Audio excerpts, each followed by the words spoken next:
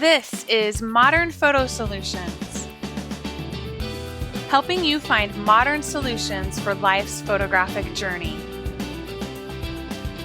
Taking you from photo overwhelm to photo fabulous in just a few taps. Your story matters. It's time to start telling it.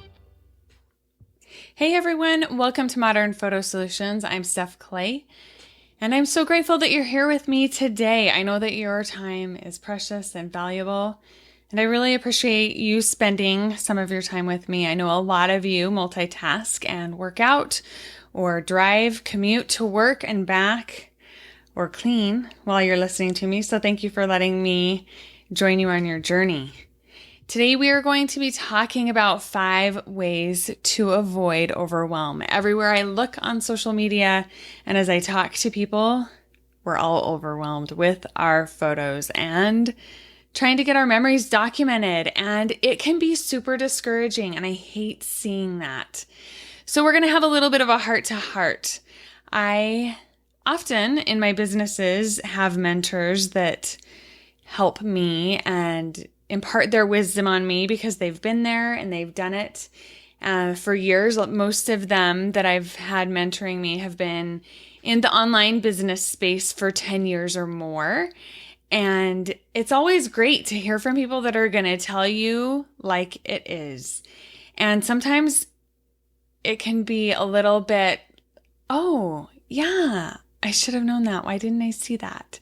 But sometimes we're too close to things to be able to see and gain the perspective that we need. That's what I found. And so I kind of feel like maybe that's what my listeners need right now. That's what you, my friends, need. I've had several of you actually email me in the last little while and say that you feel like we're friends, and we are, and you feel a little embarrassed for saying that. But guess what? Some of my very best friends I have met from podcasting and my online businesses. They were people that were on my teams or were working for me or were customers and have become friends. And yeah, so we're going to have a little heart to heart because we can do that, because that's what friends do.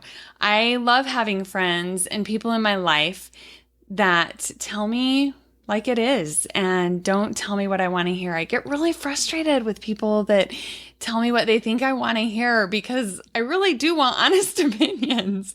If you think this is a bad idea, please tell me. Please save me from myself. And not everybody is comfortable doing that. So I am comfortable doing that with you, and that's what we're going to do today. Hopefully some of these tips that I've come up with will help you out on your journey. Okay, the first way to avoid overwhelm is you don't have to do it all. Something that's really interesting to me is to see the different mindsets with different age groups of us that are trying to tell our stories and document our memories. My audience is pretty evenly split between a group of 25 to 35-year-old women and 35 to 55-year-old women. My understanding from reading my statistics is that there are a couple guys in there. So if you're a listener and you're a guy, hey. But that is the majority of probably 99% of my listeners. And it's evenly between the 25 to 35 and the 35 to 55 and up. I know that I have some that are above 35 or 55, sorry. And I love you just as much. But it's really interesting for me to see the differences in the mindset. And so this is kind of what I've come up with and how I've sorted everything out in my mind. My film generation of friends typically want to use well, let me define this first. So the 25 to 35-year-olds are what I call the digital generation, and the 35 up is what I call the film generation. 35 and up, typically most of their life was spent using film cameras, or a significant portion of it, enough of it to kind of mold and shape their thinking. The 25 to 35-year-olds had hardly any involvement with film or use of film cameras, very little. And so that's kind of how our thinking has been formed, and our mindsets too. And that's what I figured out by talking to so many of you and reading your emails and different, social media posts, different ways that you've contacted me, just learning from you. This is how I've sorted things out. So my film generation of friends typically want to use as many of their photos as they possibly can to tell their story. And if they aren't using those photos, then they want them deleted. They want them out. And I've even heard recently of people that once they get their photos documented in a book or on pages, they delete those photos too, because they have used them and they're done with them. And that's a very film way of thinking, I believe. My film generation also likes to have all of their photos organized before they start documenting. And by organized, I mean in folders on their hard drives and often tagged in photo editing software. And they want to take the time to do that. They feel like they can't start until all of that's done. And oftentimes my film generation also, they have been collecting supplies, digital or physical, notebooks, albums, whatever, even apps, for a very long time, but haven't done as much with it or haven't done hardly anything with it. My digital generation of friends know that they can't possibly use all of their photos, and they're completely accepting of that and okay with it. But they do want to get all of the memories and the stories documented and told. They're often paralyzed by the amount of methods available to get their story told. And they often want to decide exactly which method they are going to use before they even start. And they want this to be a long-term solution. They want their finished products to look the same, and they want to have the albums on the shelves or the books on the shelves and everything to be perfect. And it's really fascinating to me to see these mindsets and then how they create roadblocks for people.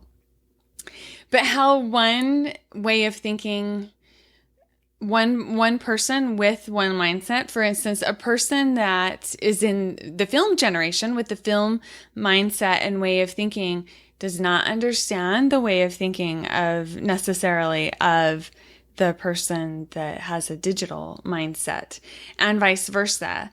And neither of these mindsets are wrong or right, but these are kind of warnings. And what I'm pointing out are the things that cause what I call, in all of my courses, I use a term that's called low battery warnings.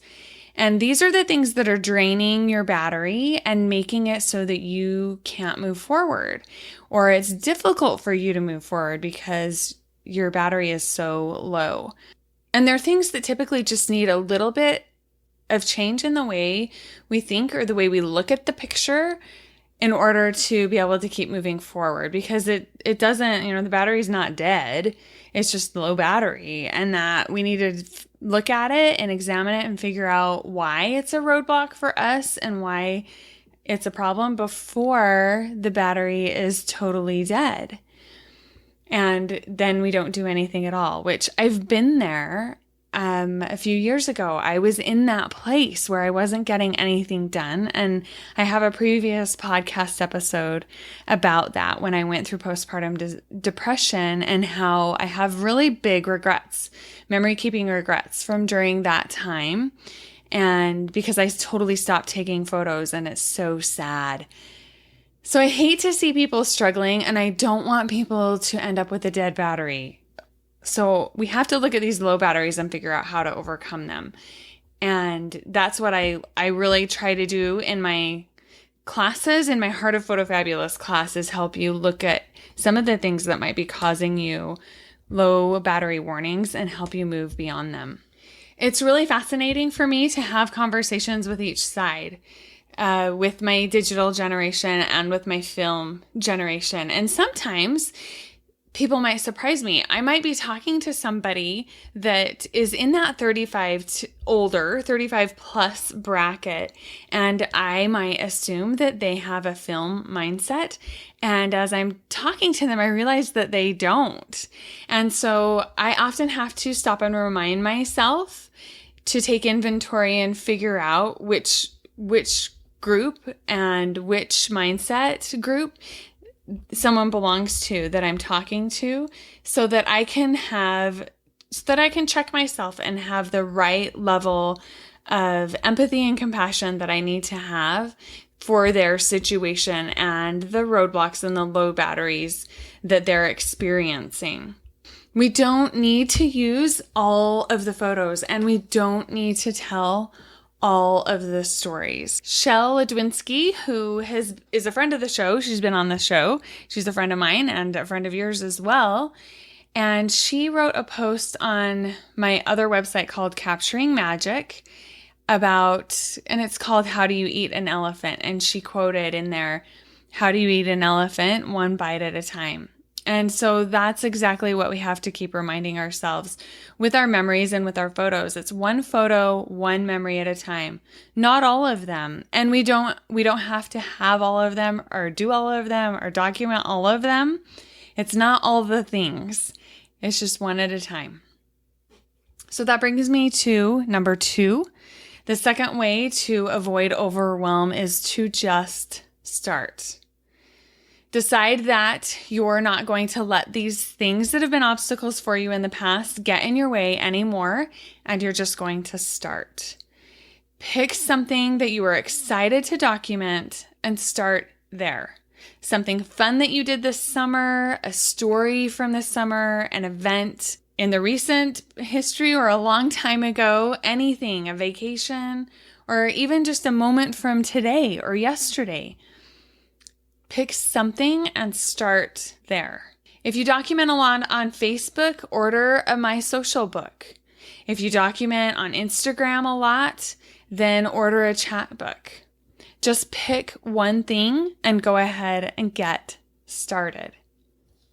And this moves us into number 3, which is that everything doesn't need to be organized first.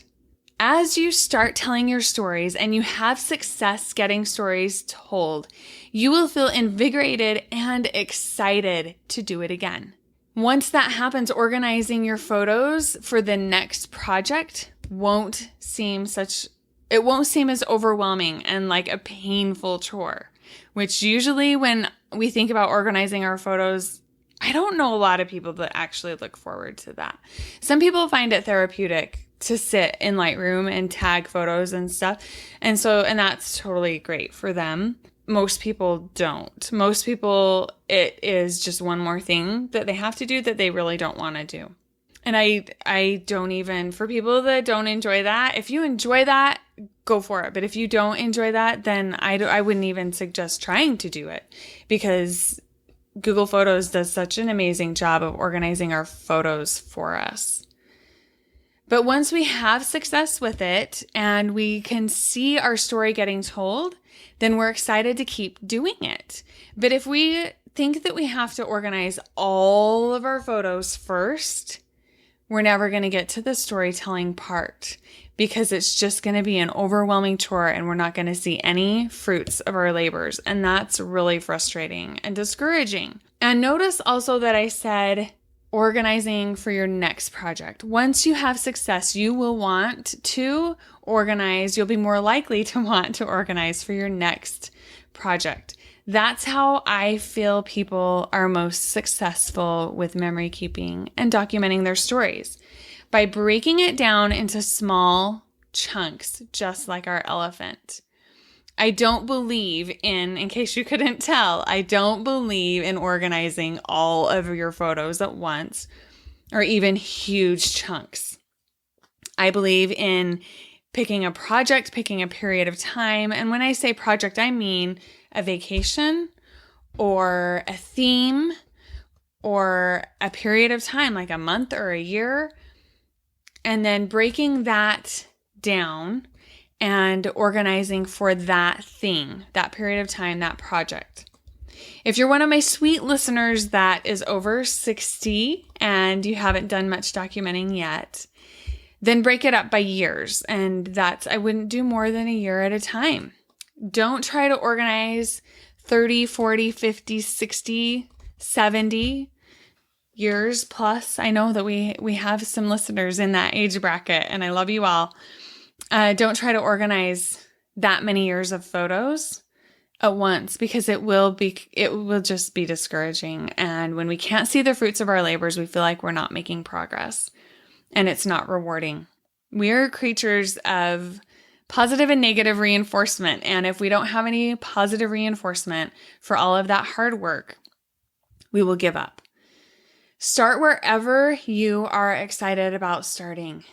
Each story that you tell is one more story that you have, or your children have, or your grandchildren have, that they never would have had before. They aren't going to care what time period it's from, and they aren't going to care if you jump all over. They aren't going to care if it's chronological. They're just going to love having that done. And you will love having it done too. I promise you that. Okay, number 4, it's okay to have commitment fear. To have fear of commitment, totally okay. Technology changes. New companies are started and new apps are developed all the time. Whatever you start with today won't be the same thing that you're doing maybe even a year from now, 5 years from now, or 10 years from now. And that is okay. Our lives aren't perfect, and our books and albums and our documenting won't be either. How I started when I was 6 years old is very, very different from how I'm documenting things now, as you can imagine. Very, very different. But I'm so grateful for the documenting that I did clear back then when I was little. And it is very precious to me that I have those stories from clear back then. It doesn't matter to me what method I was using. They're stories and they're memories, and they're precious, and I'm grateful to have them. Often in life, we picture how our future will look, and oftentimes we're seeing it through rose-colored glasses, and it looks perfect.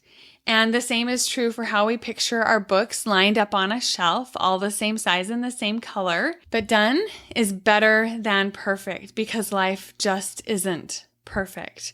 And there are so many ways and methods for us to do the documenting now that makes it easy, that it's okay to use different methods throughout time. When I had Megan Whitney on and she talked about her social book, I think that's perfect for her to use her social book instead of feeling like she needs to retell those stories through the Project Life app or different methods, just because that's her preferred way.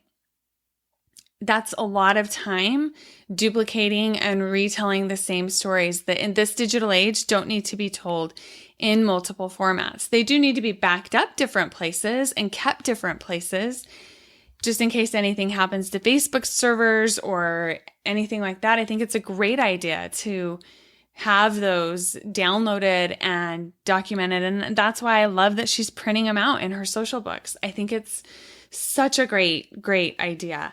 And chat books for different things. We will be having a chat book show coming up. I ordered my book on July 1st. Today's July 12th, and it still hasn't come. I'm really surprised. I had no idea it would take this long. I guess I'm just used to Persnickety and to Adorama Picks, who, I usually order from them and I get my stuff within 5 to 7 days. So I'm not that patient. In this Amazon society, man, Amazon makes us really impatient, don't they? But that show is coming up, and I can't wait to share how some people are integrating chat books into their regular memory keeping and using it as a supplement. So for right now, pick something, because done is better than perfect. So for this time and for this season in your life, how do you want to document? How can you fit it in your life? That's All we need to figure out is right now how you can fit it in your life and how you can have success and get it done and make progress. Pick one thing for now and try it. If it doesn't work or if it stops working, then change it. It's okay. You're not married to it. You're not making a lifetime commitment. If you aren't getting things done using methods that you've used in the past, then it's time to try something new. Give yourself permission to try something new. You aren't committing to a new method when you try it. You're not committing to it for forever. And you're not turning your back on the old method that you loved and that helped you document so many memories in the past. And maybe you still love that method, but maybe it's just not working out for the pace of life that you're living right now. And that's okay. You don't have to turn your back on the old one. You don't have to lock them out of your life forever. It's not all or nothing. You can try something new and have it work for a while. And I know people that have gone back after life has changed and things have changed. They've gone back and revisited old methods and picked up old supplies, old tools, and old books and journals and gone back to a pen and a paper or gone back to a mouse and Photoshop, whatever it is. I know people that have done that. It's okay to try something new and do something different for the stage of life that you're in right now. And if you try it and you hate it, that's okay. Try something else. Okay, off my soapbox on that one. Number 5 is you don't have too many photos. You don't. I have never, ever heard anyone have a heartfelt regret over taking too many photos and say that they've taken too many photos and had remorse, true remorse over it. But I have heard countless number of times people regret not having photos. Whether it was that they forgot to take photos, and this is myself included, whether it's I forgot to take photos because I'm just living in the moment and so busy enjoying it that I didn't think of it, which I do that. You wouldn't think as a documenter that I would have that problem, but I really do. And so maybe that's where I'm coming from. And when I say, you don't have too many photos, is that I live in that regret area where I've not had photos that I wished I would have had, all of the photos that I wished I would have taken. I've also heard sincere regret and remorse for people that didn't hire professional photographers for special events and occasions like a wedding. Even if you know somebody that, if you can't afford it, if you know somebody that is really good at taking pictures, I would advise you to pay them something. Even if they've agreed to do it for free, pay them something because they'll take it more seriously if you're paying them money for it. Too often I've heard sad stories about people that said, well, so-and-so offered to take photos for us for free and we still haven't received any of them. And, and it's 2 years later or something like that. Or they've lost them, or they didn't show up, or they called in sick. Lots of sad stories that I've heard. So no matter what, even if you have somebody that's going to do a favor for you and do it for free, pay them whatever you can afford so that they feel more responsible than just a favor. They feel like it's a bit more of a job and that they need to actually come through. So to recap really quick, the 5 ways to avoid overwhelm is to, all of these are changing your, shifting, trying to say too many words at one time, shifting your thinking a little bit. You don't have to do it all.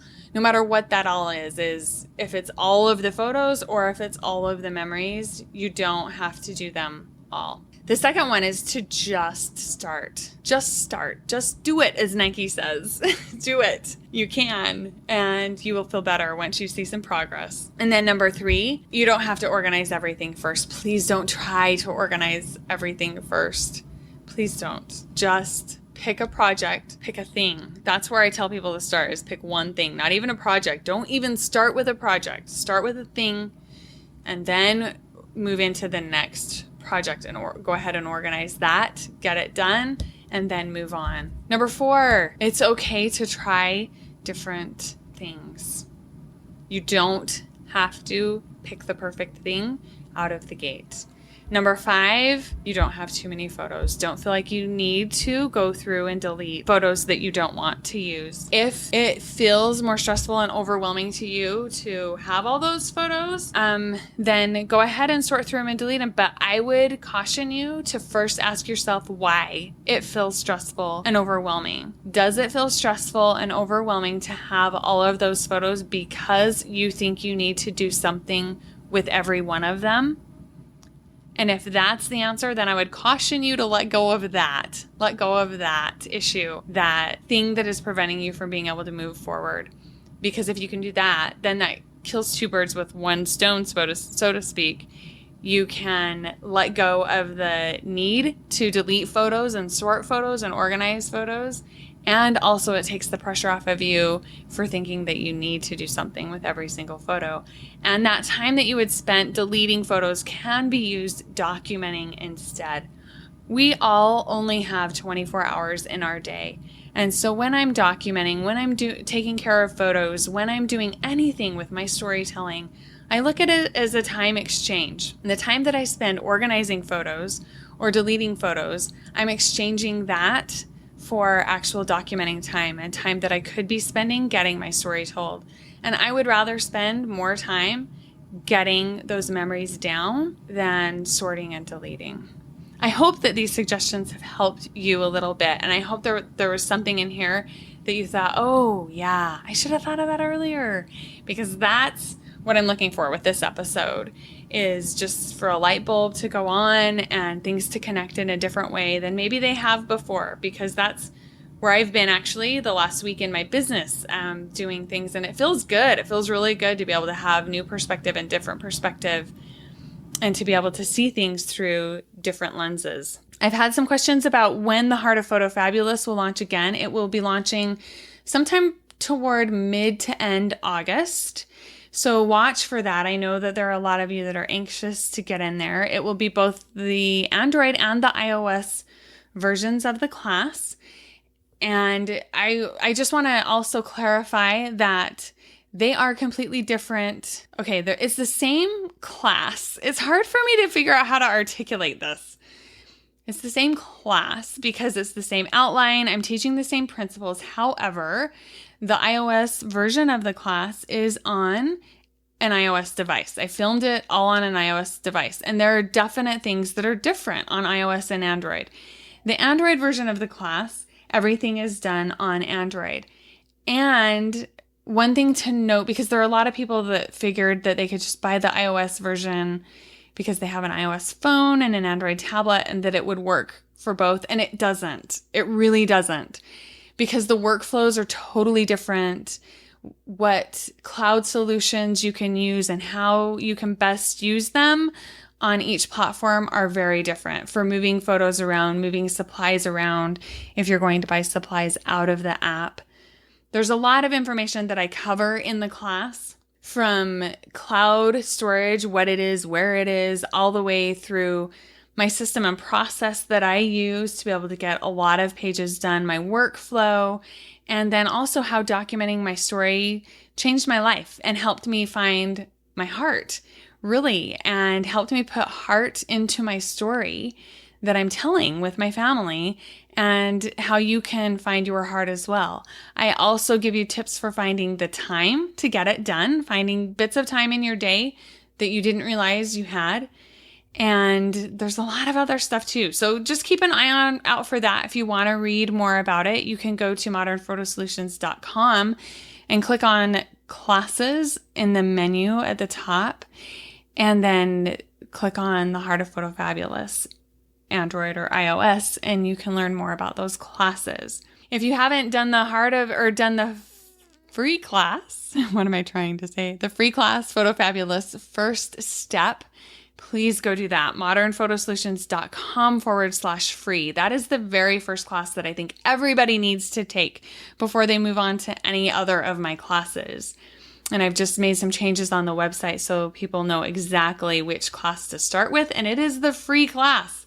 So be sure to do that. And if you know anyone that's struggling with photo overwhelm, please send them a link to that free class as well. Share it on your social media, through email, whatever's the best way for you.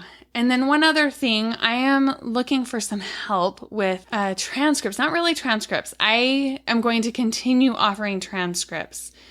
That is something that I am committed to. I have friends that are deaf, and I have a daughter that struggles with auditory processing disorder. And so it's something that's very important to me. And I know that we all don't learn things the same way and can't process and digest information the same way, even if we can hear things fine. I know that I struggle with auditory information sometimes. And so I am committed to offering multiple ways for people to be able to consume this information, a written as well as the podcast. But what I am looking for is somebody that would be willing to listen to the podcast and write up kind of a summary that would go on the blog with the show posts, and also include any links that I might be forgetting, because I'm worried that I'm forgetting a lot of stuff. And I want people to be able to also just read a quick summary if they want to, and not have to read through every bit of dialogue. And I think that especially for my listeners, if you want to go back and find information that you forgot, I don't think you want to read through the whole entire transcript all the time. And so I would love to have that. If you are interested in doing that for me, just pick one of the podcasts and write a summary for me and email it over. This is an unpaid position, but I would really appreciate anyone that's willing to do that for me.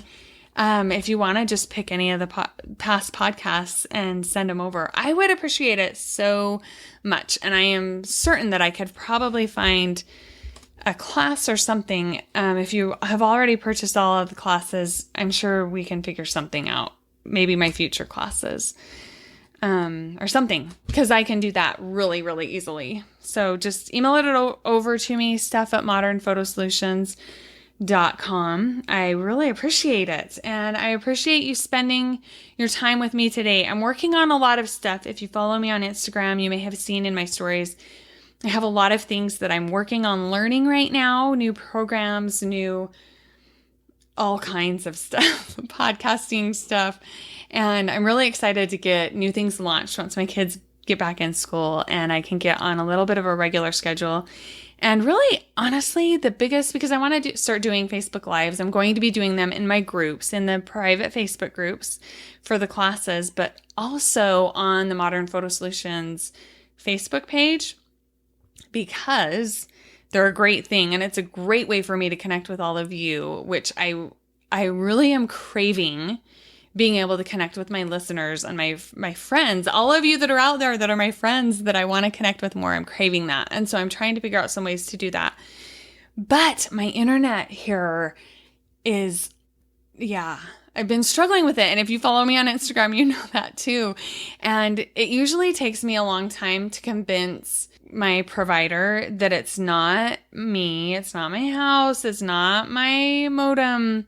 There's a bigger problem. And so yesterday, finally, someone came out and said, yeah, it's at the tap, which is the main out in the neighborhood where everybody comes off of, which I knew I knew it was. So they've put in a work order. Hopefully it'll be fixed soon. But my internet fluctuates in speed so much that I don't feel like I can do a Facebook Live and be able to count on the internet speed because it's gotten so bad. I need to have at least 5 megabytes upload speed. I'm paying for 30, but sometimes I get down to 1 in bad times. And it doesn't happen that often that I get that low, but I don't want to be in the middle of a Facebook Live and have it go on the fritz because of bad internet. We'll get there though. So make sure that you're following us on Facebook over there. And I think even if you're not on Facebook, because I know I have people that aren't on Facebook too. I say too, like I'm not on Facebook. I'm in denial about being on Facebook.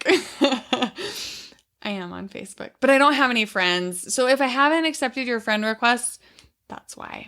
I'm not quite out of denial enough yet to make friends on Facebook, but If you're not on Facebook, I'm pretty sure that you can view the Modern Photo Solutions page and the Facebook Lives on there without actually having a Facebook account. I'll have to practice it and see if I'm not logged into Facebook, if I can get on there. But yeah, check it out. And I will send something out in the newsletter as well when I get one scheduled for the Facebook page, so y'all can be there, because that's my fear, is doing it alone and having nobody show up. But usually there's a couple people. And in my groups, there's always been a few people that have been able to show up, and those are smaller than what the Facebook page is. So anyway, okay, that's it. I'm sorry I'm rambling. Thank you for being here. Thank you for listening. Thank you for your support. I love doing what I'm doing. I love working. I love being able to help you make progress in getting your story told. So if there's something that you need help with, please reach out. It's probably better to message me on Facebook or on Instagram, because my email stuff gets lost in there. It's interesting how everybody has their preferred method of communication. There are some people that tell me to message them on Instagram. That's the best thing. Other people email, other people text. Yeah. So for me, it's probably social media, private messages, or just tag me somewhere or comment on Instagram. But if you're worried, then just, you want it to be private, message me, email me. I will see what I can do to help you get your problems resolved and start making progress, because that's my goal. That's what I want. Have a great day. Enjoy the rest of your week, and we will see you next time on Modern Photo Solutions.